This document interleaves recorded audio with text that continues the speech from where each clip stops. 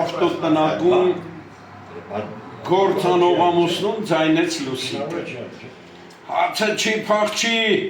մրոտ ձեռքերին նայելով քթի տակ փնփթաց Կարոն ու շարունակեց մեքենայի կապոտի մեջ բզբզալ։ Տունարի այ մարդ, ճաշը սառեց, թուքու կնոջ ազգուտակին նախշեց Կարոն ու փակեց ավտոտնակի դուռը։ Ամռան երեկո էր կներեք ակնոցներս։ Դիզնես բերտիկս կաշտում ես կդից իմաշտը չկա։ Ամռան երեկո էր, մեղմի քամին, ճաշի բուրմունքը շալակած, բաց պատուհանից ներս ու դուրս էր անում։ Լուսիկն աղամանն էլ սեղանին դրեց և նստեց ամուսնու դիմաց։ Արաղն ուրա, սեղանին նայելով հարցրեց Կարոն և պատասխանի չսպասելով շարունակեց. Բեր անգին կնոջս կենացը մի հատ խմեմ։ Իմ կենացը, չէ պետք չի, լավ կլինի խնդրանքս անես։ Ինչ խնդրանք այ կնիկ, զարմացավ Կարոն։ Ասի քաղաք տար երեխեքին տեսնեմ, մարդ եմ, չէ, կարոտում եմ։ Մեքենա սարքին չի այ կնիկ, ամբողջ օրը գարաժում չարչարվում եմ, խելքի բերեմ կգնանք։ Արդարացավ ամուսինն ու բաժակի մեջ օղի լցրեց։ Հետո մեկը երկուս դարձավ, հետո 3, 4 ու Կարոյի աչքերը ծանրացան։ Վեր կաց այ մարդ, վեր կաց, նստածը տեղը քնեցիր։ Աթոռին դան թող ամուսնուն արթնացրեց կինն ու օգնեց ննջարան հասնի։ Լուսիկը հավաքեց սեղանն ու հեռուստացույցը միացրեց, սակայն չհասցրեց ալիքները թերթել։ Լուսիկ, ի բաժակ ջերմուկ հասցրու, ձայնեց Կարոն։ Լուսիկը լավ գիտենալով, որ տանը հանքային ջուր չկա, արագ թան սարքեց։ Օխայ, կյանքը թանի պես օյաղ լինի կնիկ ջան, կատակեց ամուսինն ու գլուխը բարձին գցեց։ Լուսիկը փորձեց մանրաքայլ ու անաղմուկ նջարանից դուրս գալ, սակայն դռան մոտ չհասած ամուսինը կրկին ձայնեց.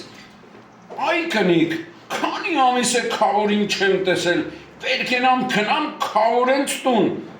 Ոնց ես քնալու, մեքենա չի աշխատում,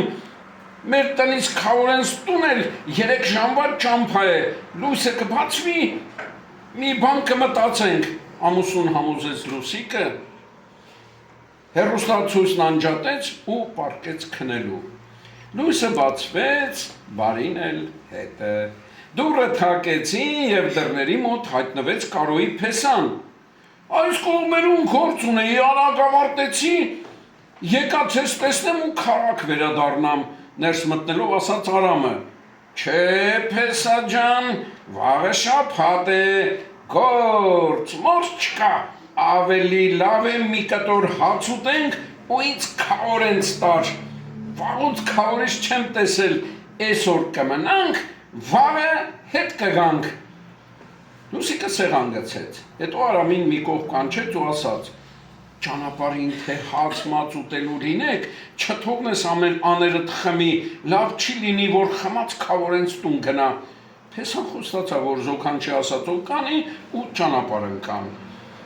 Բան չմնաց, մի ժամից կհասնենք, Փեսա ջան, բայց մի հատ մտնենք, ընկերոջս տեսնեմ ու շարունակենք։ Արամը քշեց Կարոյի ընկերոջ տան ուղղությամբ, համոզված, որ իրար կբարևեն, մի քանի խոսք կփոխանակեն ու ճանապարհը կշարունակեն։ Եթե խմած կլինի։ Իսում եմ տեսնում, դուռը բացելով բացականչեց Օնիկը, Կարոյի ընկերը, ու խորովածի ծուխը երկինք բարձրացավ։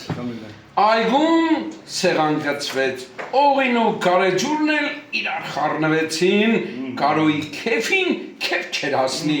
երբեմն մոտենում էր Արամին ու ցածրաձայն ասում. Փեսա, այս բաժակն էլ խմենք ու գնանք քավորենց, Փեսա ջան։ Արամը համաձայնում էր, ճարնինչ, բայց մտքում ծանր թեթև էր անում, այս վիճակով քավորենց տուն չեմ տանի։ Օրն ավարտին էր մոտենում, վերջապես ընկերները որոշեցին իրար հրաժեշտ տալ։ մի քանի անգամ ողջագուրվեցին, մի քանի անգամ էլ խոստացան, որ այդուհետ հաճախ կտեսնվեն ու Կարոն մի կերպ մեքենային մոտեցավ, մի կերպ նստեց ու դուռը փակելով ասաց. «Այ հիմա Փեսաջան, քավորենց կգնանք»։ Մեքենան առաջ շարժվեց ու կտրուկ շրջադարձ արեց։ Արամը զոքանչի խոսք էր տվել, որ ու որոշեց ետ դարձի ճանապարհը բռնել։ Չհասան քավորենց, ժամանակ առ ժամանակ աչքերը բացելով հարցնում էր Կարոն։ Կես գիշերն անց տուն հասան։ Ռուսիկը պատուհանից տեսնելով Արամի կայանվող մեքենան անհանգստացավ ու գիշերազգեսով դուրս վազեց։ Կարոն օրորվելով տեսավ կնոջը մոտեցավ, ուժերը հավաքեց ու մի լավ ապտակ հասցրեց նրան ու բացականչեց. «Այ կնիկ, այս ժամին, այս տեսքով, ինչ ես անում քավորենց տանը»։